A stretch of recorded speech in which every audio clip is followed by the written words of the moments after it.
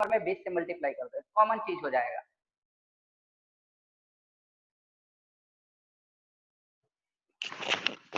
चलो अब आगे बढ़ते हैं।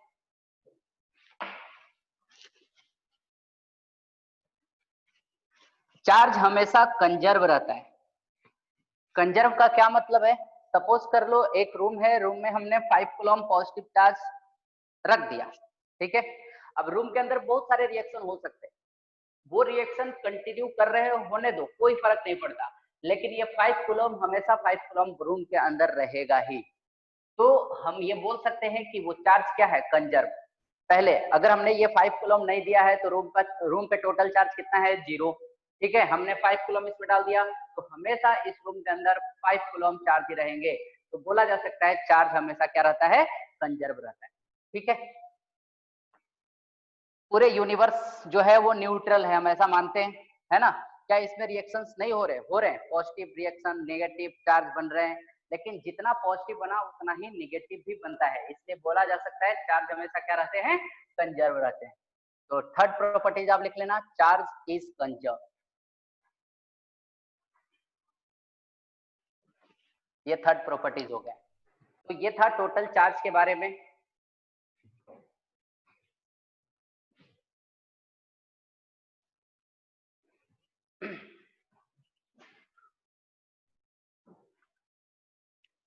ये भी नोट कर लेना, चार्ज इज कंजर्व। इसमें और कुछ लिखने की जरूरत नहीं है, समझना जरूरी है।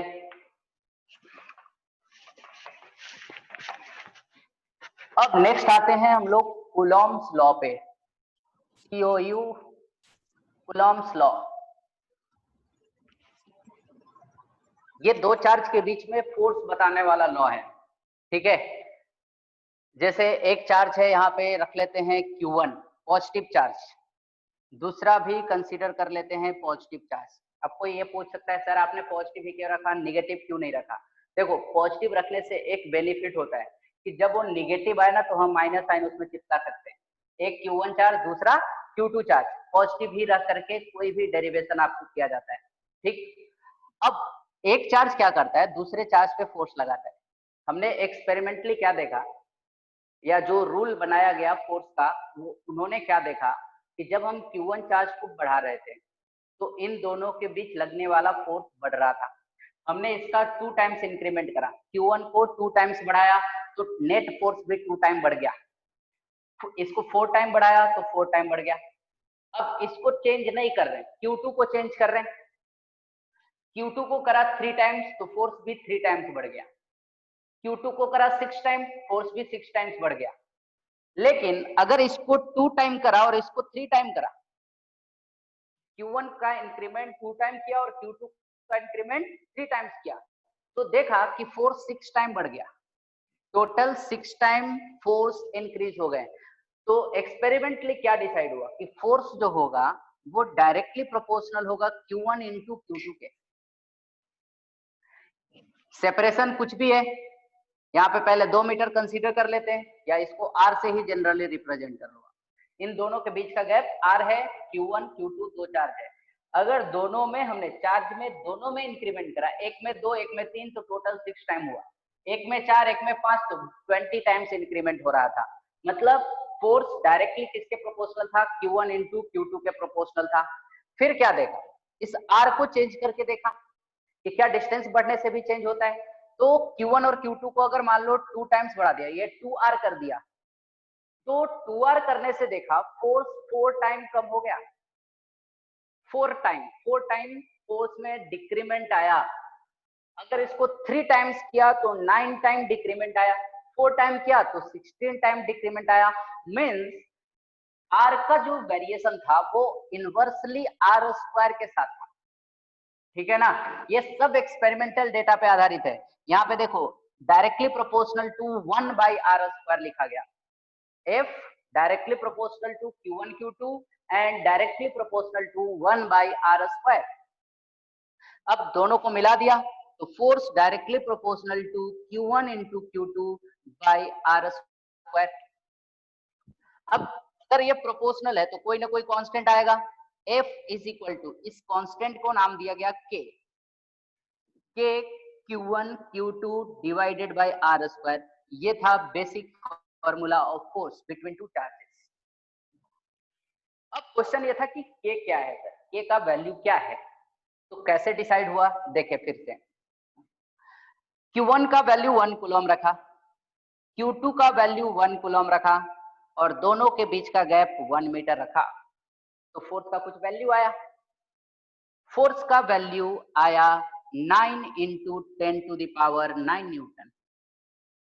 अगर इस फॉर्मूले में रख के निकालोगे आप, ये वाला फॉर्मूले में रख के निकालोगे तो क्या होना चाहिए, K का वैल्यू हमें अभी नहीं पता, Q1 का वैल्यू 1, Q2 का वैल्यू 1 और R का वैल्यू 1 स्क्वायर। तो आप ये देख के बता सकते हो, हमने एक्सपेरिमेंटल डेटा से ये फोर्स कैलकुलेट करा है। 1 कूलम 1 मीटर रख के हमने फोर्स कैलकुलेट कर लिया।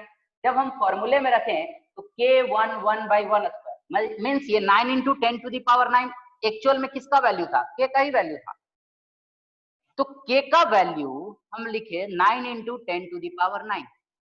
यहां हमने न्यूटन रखा क्योंकि ये फोर्स का वैल्यू था, पर ये फोर्स नहीं है, K का यूनिट हमें निकालना पड़ेगा। तो देखो यहां से आप K का फॉर्मूला निकाल लो, F into R square divided by Q1 into Q2, F into R square divided by Q1 into Q2, ये है K का फॉर्मूला। अगर यूनिट आप डिसाइड कर रहे हो इसका, तो यूनिट क्या होगा ध्यान से देखेंगे, फोर्स का न्यूटन, ये मीटर स्क्वायर, और चार्ज का मैंने यूनिट बताया कूलम, तो coulomb into coulomb, coulomb square, तो लिखेंगे न्यूटन मीटर स्क्वायर कूलम का पावर -2, ये है इसका यूनिट। वही यूनिट आपको यहाँ पे रख देना है, न्यूटन मीटर स्क्वायर और कूलम स्क्वायर। अच्छा ठीक है, बहुत बढ़िया। ये 1 कूलम, ये 1 कूलम, दोनों के बीच में गैप 1 मीटर, हमने फोर्स निकाला 9 इंटू 10⁹। अब हमने इस सिस्टम को उठाया, पानी में डाल दिया, यही सिस्टम 1 कूलम 1 मीटर हमने पानी में डाला, देखा फोर्स कम हो गया। ये नहीं था, जैसे ही हम पानी में डाले, जैसे आपने ग्रेविटेशन अगर पढ़ा होगा, वहां पे मास था m1 m2, दोनों के बीच का गैप r, आपने फोर्स का यहाँ पे फॉर्मूला पढ़ा होगा G m1 m2 divided by r square. ठीक है, आप यहाँ पे भी वही करते हो, 1 kg मास कंसीडर करा, दूसरा भी 1 kg मास कंसीडर करा और दोनों के बीच का गैप 1 मीटर रखा, तो जो फोर्स का वैल्यू आता था वो 6.67 इंटू 10⁻11 न्यूटन आता था, ये फोर्स का वैल्यू था। लेकिन एक्चुअल में अगर देखा जाए तो ये कैपिटल G का वैल्यू है, 6.67 इंटू 10⁻11 ये कैपिटल G का वैल्यू था। पर इस सिस्टम को आप पानी में डालो या कहीं पे भी लेके चले जाओ, वर्ल्ड के किसी भी कोने में, यूनिवर्स के किसी भी कोने में लेके चले जाओ, ये G का, ये फोर्स का वैल्यू कभी भी चेंज नहीं हो रहा था।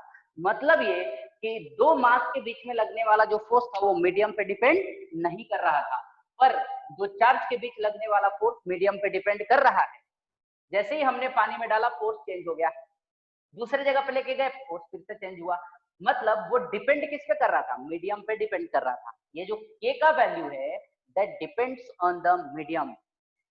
ठीक है, ये कहां पे वैल्यू निकाला गया था, एयर में, ये एयर मीडियम में निकाला गया था K का वैल्यू, लेकिन जैसे ही हम मीडियम चेंज करते हैं ये K का वैल्यू भी चेंज हो जाता है। पहले आप ये इतना नोट कर लो, ये नोट करने की जरूरत नहीं है, वेरी वेरी इंपॉर्टेंट चीज अभी बताने वाला हूं मैं।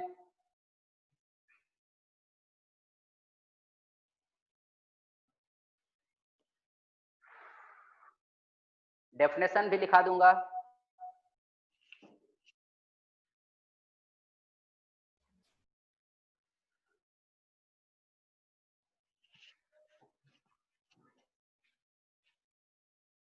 कंप्लीटेड।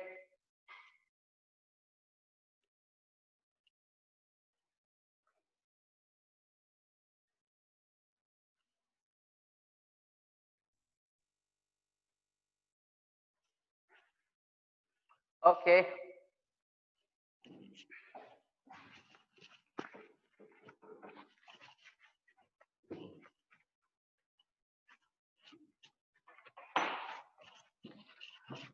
अब देखो, हमने फोर्स का फॉर्मूला पढ़ा K Q1 Q2 divided by R square, हमने के का वैल्यू लिखा 9 into 10 to the power 9 newton metre square पर कूलम स्क्वायर।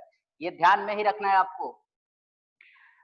इसका डायमेंशन कैसे कैलकुलेट करेंगे? के का वैल्यू हमने लिखा F into R square divided by Q1 into Q2। Force का डायमेंशन MLT-2, ये फोर्स का डायमेंशन है। आर स्क्वायर का क्या लिखोगे? L square. और ये देखो Q1 Q2, अगर आपको याद हो तो Q फंडामेंटल क्वांटिटी नहीं है, Q करंट फंडामेंटल क्वांटिटी है। तो Q का फॉर्मूला I इंटू टी लिखते हैं, Q is equal to I into T. तो I फंडामेंटल क्वांटिटी, तो वही यहाँ पे आपको मेंशन कर लेना I इंटू टी, इसका स्क्वायर। 2 बार है चार्ज तो आप IT का स्क्वायर लिख सकते हो। अब देखो क्या आएगा, मास का पावर 1 केवल रहेगा। लेंथ का देखते हैं L L2, तो यहाँ LQ आ जाएगा। अब टाइम देखो, नीचे T का पावर 2 है और ऊपर T का पावर -2 है, तो T का पावर -4 हो जाएगा। और एक बचा I का पावर -2, ये होगा डायमेंशन ऑफ K। ये भी पूछे जाते हैं।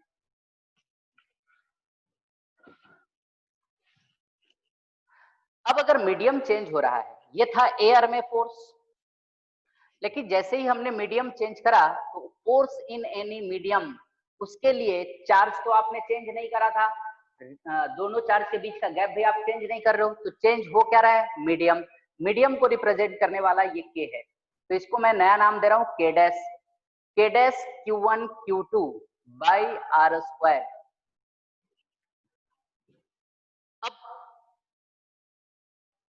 के मीडियम पे डिपेंड कर रहा है, इसलिए हम के को ऐसे एक्सप्रेस कर सकते हैं 1/4 पाई एप्सिलॉन नॉट। ये रूल है, ये आपको याद रखना है कि के का वैल्यू ही होता है 1/4 पाई एप्सिलॉन नॉट। यहां से आप एप्सिलॉन नॉट का वैल्यू निकाल सकते हो। एप्सिलॉन नॉट का वैल्यू कितना होगा? 1/4 पाई के, 1/4 इंटू 3.14 इंटू के का वैल्यू हमने क्या लिखा है? 9 इंटू 10 टू द पावर 9। यहां से वैल्यू निकालोगे 8.85 इंटू 10 टू द पावर, क्या आप कैलकुलेट करो 10 का पावर कितना आता है? -12। -12, ठीक है। अब यूनिट क्या रहेगा? इस यहाँ पे भी यूनिट आपको मेंशन करना होगा। यूनिट क्या करेंगे? ये जो आप देख रहे हो के का 4 पाई का तो कोई यूनिट है नहीं, एप्सिलॉन नॉट का यूनिट के का अपोजिट है, तो आप लिख सकते हो पर न्यूटन पर मीटर स्क्वायर और सी स्क्वायर, ये होगा एप्सिलॉन नॉट का वैल्यू। अब यहाँ पे के डैश को क्या लिखा? के डैश को लिखा 1/4 pi epsilon Q1 Q2 by R square. ये है फोर्स इन एनी मीडियम। अब आप क्या करो, फोर्स इन एयर, मैं एक बार और यहां लिख देता हूं फोर्स इन एयर। के का वैल्यू 1/4 पाई एप्सिलॉन नॉट है, Q1 Q2 divided by R square. ये फोर्स एयर में है, ये फोर्स मीडियम में है।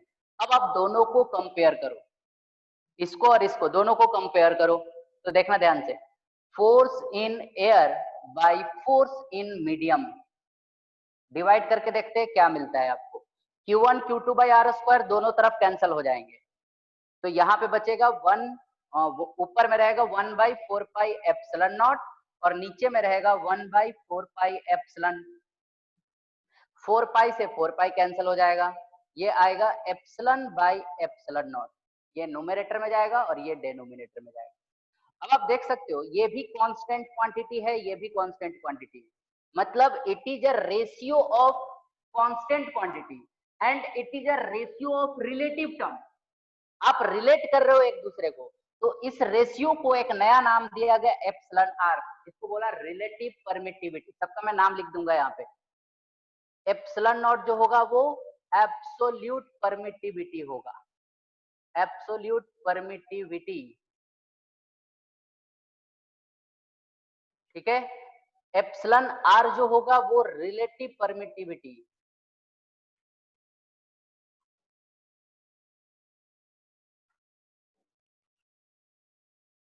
परमिटिविटी, और एप्सिलॉन को आप बोल रहे हो सिंपल परमिटिविटी। तो इसको एक नाम दे, ये मीडियम पे डिपेंड करेगा। अगर मैंने बोला वाटर में डाला इस सिस्टम को, तो उसका एप्सिलॉन आर आपको क्वेश्चन में मेंशन करेगा। ये रिलेटिव चीज है, अलग अलग मीडियम के लिए एप्सिलॉन आर का वैल्यू अलग अलग होगा और ये क्वेश्चन में मेंशन करेगा, ठीक है। कभी कभी क्या बोलेगा, एयर में फोर्स का वैल्यू है कुछ ऐसा बता दिया, मान लो एफ इन एयर बोला 40 न्यूटन, आपको बताना है कि एफ इन वाटर कितना है। अगर एप्सिलॉन आर का वैल्यू दे दिया 2, तो आप आसानी से निकाल सकते हो, फॉर्मूला अपने पास है, force in air divided by force in medium equal to epsilon R. तो ये मीडियम में क्या आ जाएगा, force in air by epsilon R equal to force in medium.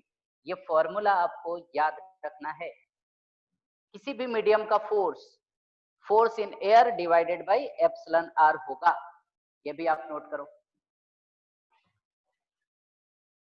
निकाल सकते हो आप। एयर में फोर्स है 40, एप्सिलॉन आर है 2, आंसर आ जाएगा 20। तो फोर्स डिक्रीज किया।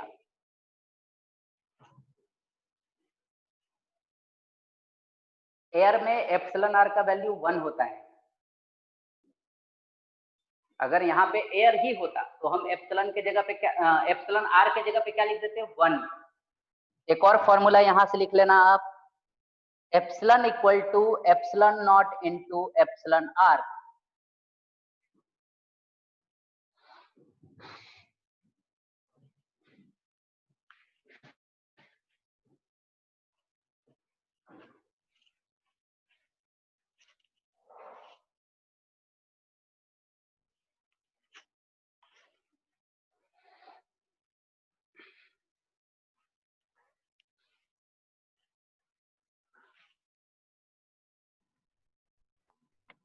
गाइज आफ्टर द क्लास सबको वीडियो लेक्चर्स भी प्रोवाइड हो जाएंगे। हमारे यूट्यूब चैनल का लिंक मैं आपको भेज दूंगा एंड वहां से आपको आज के दोनों क्लासेस जो हमारी 30 एंड 35 मिनट्स की जो क्लास होगी उसकी रिकॉर्डिंग्स आपको प्रोवाइड हो जाएगी आपके ग्रुप में, ठीक है। सो जिसका भी अगर थोड़ा मिस हुआ है या फिर कोई क्लैरिटी या फिर कहीं पे मिस हुआ है तो उनको वहां से वो चीज़ क्लियर हो जाएगी।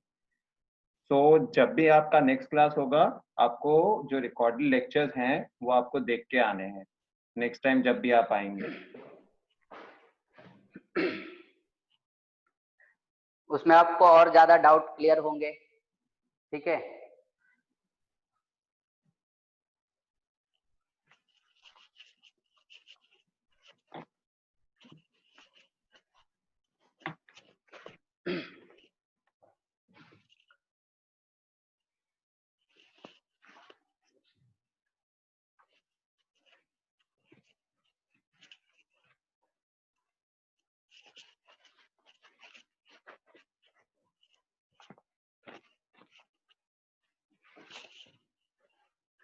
तो यहाँ पे आपने देखा कि अगर एयर में फोर्स गिवन है तो आप किसी भी मीडियम में फोर्स कैलकुलेट कर सकते हो। अब थोड़ा और बेसिक समझते हैं, यहाँ पे Q1 चार्ज, दूसरा Q2 चार्ज। फोर्स कैसा क्वांटिटी है, वेक्टर क्वांटिटी है। तो वेक्टर के पास मैग्नीट्यूड तो होता ही है, डायरेक्शन आपको बताना होता है, मतलब डायरेक्शन भी होता है। मैग्नीट्यूड अभी अभी आपने सीखा फोर्स का, K into Q1 Q2 divided by R square, ये है फोर्स का मैग्नीट्यूड। पर अभी तक हमने डायरेक्शन की कोई बात नहीं की। तो फोर्स का जो डायरेक्शन होगा वो होगा along the line joining of charges. देखो Q1 ये भी पॉजिटिव चार्ज है, ये भी पॉजिटिव चार्ज है, तो एक दूसरे को क्या करेगा, ये रिपेल करेगा। तो along the line joining of charges ही होंगे, मतलब Q1 Q2 पे फोर्स किधर लगा रहा होगा, Q1 Q2 पे फोर्स इधर लगाएगा और Q2 Q1 पे फोर्स इधर लगाएगा। अब क्वेश्चन ये है कि क्या Q1 और Q2 दोनों पे सेम फोर्स लगेंगे, तो आंसर है यस। मतलब Q2 जितना फोर्स Q1 पे लगाएगा Q1 भी उतना ही फोर्स Q2 पे लगाएगा। ये F है तो ये भी F है, पर आप देख सकते हो दोनों अपोजिट डायरेक्शन में, एक दूसरे के अपोजिट डायरेक्शन में। कभी भी ऐसा नहीं होगा कि Q1 इधर लगने लगा Q2 इधर लगने लगा, ऐसा नहीं होगा। हमेशा फोर्स किधर होगा, along line joining of charges. आप ग्रेविटेशन में भी पढ़े थे कि along the line joining of charges होता है, और ग्रेविटेशन में मास हमेशा फोर्स अट्रैक्टिव नेचर का ही बनाता है, ये नहीं होगा। ठीक है, आपने न्यूटन थर्ड लॉ पढ़े थे, एक्शन रिएक्शन फोर्स। ठीक है, अब क्वेश्चन ये है कि क्या ये एक्शन रिएक्शन फोर्स है? क्या ये एक्शन रिएक्शन फोर्स है? बताओ, जो भी बताओ माइक ऑन करके बताओ, क्या ये एक्शन रिएक्शन फोर्स है? Yes yes sir. Action reaction का क्या कैरेक्टरिस्टिक है, सारा बताओ। आपने पढ़ा है न्यूटन थर्ड लॉ, क्या क्या? Sir force on object 1/2 is equal to negative of force on object 2/1. बिल्कुल सही। और क्या क्या कैरेक्टरिस्टिक होने चाहिए? दोनों फोर्स इक्वल मैग्नीट्यूड के होने चाहिए। ठीक है, वो तो बता दिया आपने। डायरेक्शन अपोजिट होना चाहिए, मैग्नीट्यूड सेम होना चाहिए, और कुछ कैरेक्टरिस्टिक?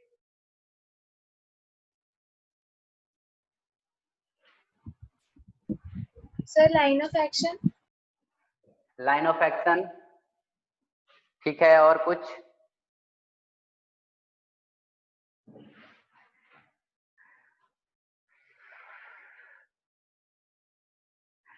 जैसे मैं एक बुक कंसीडर कर रहा हूं, देखो ये मैं अपने हाथ में एक बुक ले रहा हूं, ये मैंने इधर से फोर्स लगाया और इधर से फोर्स लगाया, ठीक है। इधर वाले फोर्स को मैं F1 बोल रहा हूं और इधर वाले फोर्स को F2 बोल रहा हूं।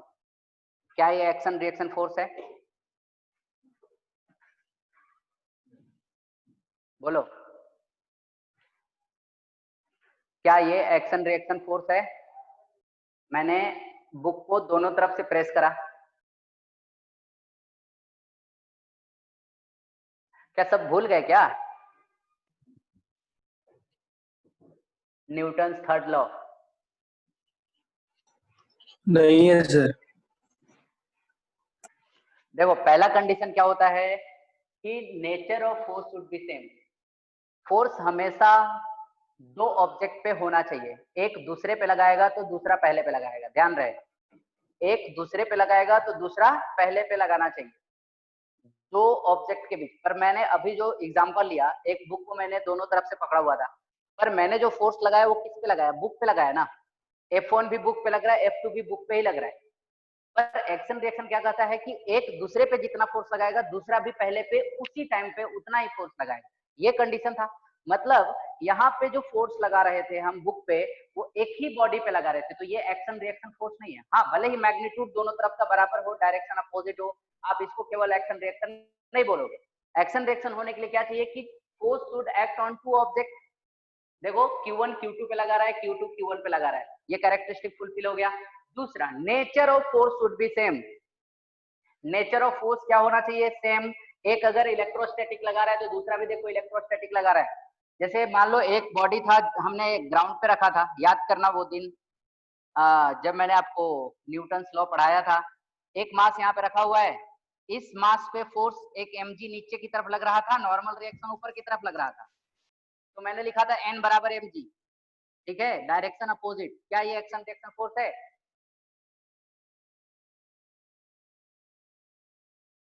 ये एक्शन रिएक्शन फोर्स है कि नहीं? नहीं है, ये एक्शन रिएक्शन फोर्स नहीं है, क्योंकि ये दोनों ऑब्जेक्ट पे ही फोर्स लग रहे हैं। ऑब्जेक्ट पे ही नॉर्मल रिएक्शन भी लग रहा है और ऑब्जेक्ट पे ही mg भी लग रहा है, तो ये ये एक्शन रिएक्शन फोर्स नहीं है। भले ही मैग्नीट्यूड बराबर डायरेक्शन अपोजिट है, पर force act on one object only. अब इसमें क्या है, mg कौन लगा रहा था? अर्थ लगा रहा था।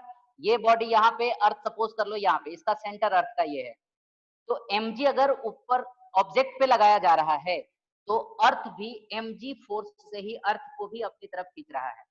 ऑब्जेक्ट अर्थ पे mg फोर्स लगाया, अर्थ ऑब्जेक्ट पे mg फोर्स लगाया, ये दोनों एक्शन रिएक्शन याद रखेंगे, ये एक्शन रिएक्शन आप बोल सकते हो।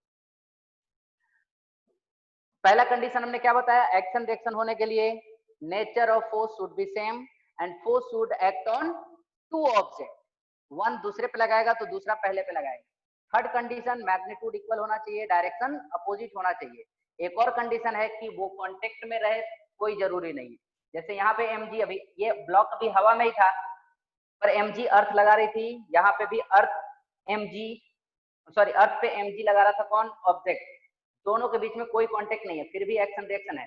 सेम यहाँ पे भी, ये भी एक नॉन कांटेक्ट फोर्स होता है। जो इलेक्ट्रोस्टैटिक फोर्स है वो नॉन कांटेक्ट फोर्स है, दो चार्ज अगर कुछ डिस्टेंस पे है तो ये फोर्स लगता है, तो आप इसे एक्शन रिएक्शन फोर्स बोल सकते हो। ये electrostatic force is action reaction force, क्योंकि नेचर सेम है, दो ऑब्जेक्ट पे भी लग रहा है, एक दूसरा पे तो दूसरा पहले पे, मैग्नीट्यूड सेम है, डायरेक्शन एक दूसरे के अपोजिट है। सपोज कर लो एक पॉजिटिव प्लस क्यू होता और दूसरा माइनस क्यू होता, तो फोर्स का डायरेक्शन क्या होता है, इधर देखो, ये और ये अट्रैक्टिव नेचर का होता, ये भी फोर्स एफ लगा रहा होगा, ये भी फोर्स एफ लगा रहा होगा,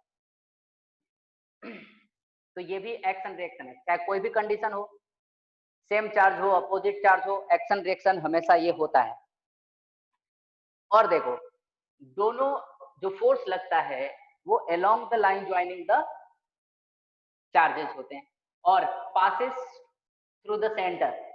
अगर यहाँ पे कोई ऑब्जेक्ट होता जिसके पास चार्ज होता है, उसके पास कुछ रेडियस भी है ऐसा, तो जो फोर्स लगेगा ना वो along the line joining of two charges, एक पे आपने Q1 बोला है, दूसरे पे Q2 बोला है, लेकिन पासेस कहां से होने चाहिए, उसके सेंटर से होने चाहिए। इसलिए इस फोर्स को हम सेंट्रल फोर्स भी बोलते हैं। Electrostatic force is a central force, it acts along the line joining the two charges. ये सारे चीज आपको मेंशन करने हैं। चलो लिखते चलो, आप एक एक पॉइंट में बोलते जा रहा हूं। पहला पॉइंट लिखो,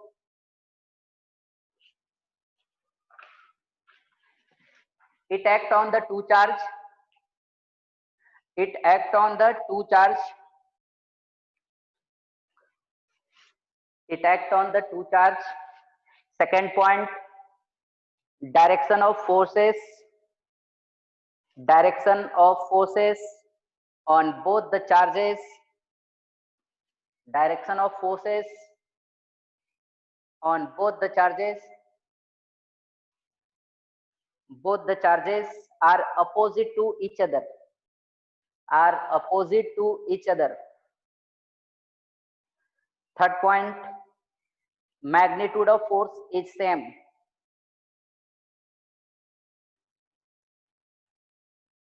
magnitude of force is same.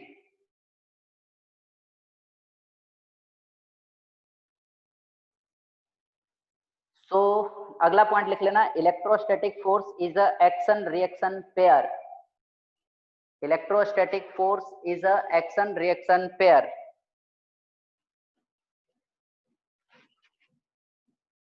Action reaction pair. Next point, direction of forces is always, direction of forces is always along the line joining, direction of forces is always along the line joining the two charges, two charges. Next point लिखना, electrostatic force is central force, electrostatic force is central force. Next point, force between two charges, force between two charges, force between two charges is independent of, is independent of presence or absence, independent of presence or absence of other charges, of other charges. अब ये point को ध्यान से समझेंगे, last वाला जो point मैंने बोला, इसको जनरली बोलते हैं सुपरपोजिशन ऑफ फोर्सेस।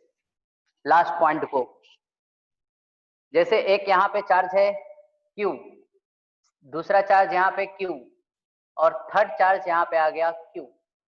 पहले जब ये चार्ज नहीं था, ये चार्ज नहीं था, तो ये इस पे इधर फोर्स F लगा रहा था, ये इस पे इधर फोर्स F लगा रहा था।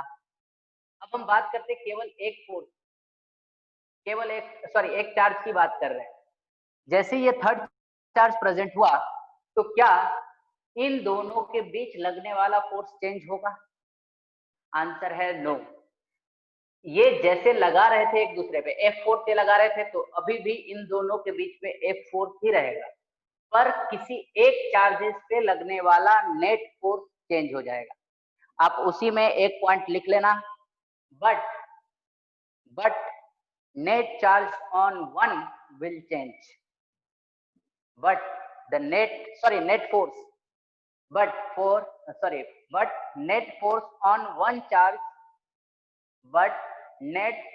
on one charge will change। एक चार्ज पे लगने वाला नेट फोर्स चेंज हो जाएगा, पर इन दो चार्ज के बीच का जो फोर्स है वो तीसरे के प्रेजेंस और एब्सेंस से इंडिपेंडेंट होता है।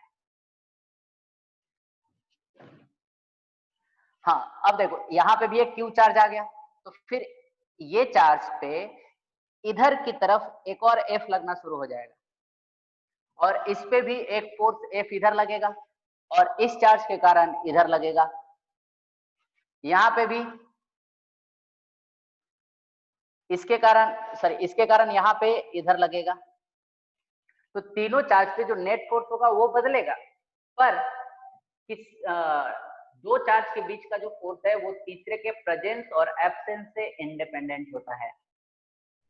अभी मैं आपको सिखाऊंगा कि कैसे हम फोर्स का वैल्यू कैलकुलेट करते हैं किसी भी एक चार्ज पे, जब बहुत सारे चार्जेस प्रेजेंट होते हैं। तो आपका क्लास 5 मिनट में फिर से ओवर हो जाएगा, फिर से आप ज्वाइन कर लेना।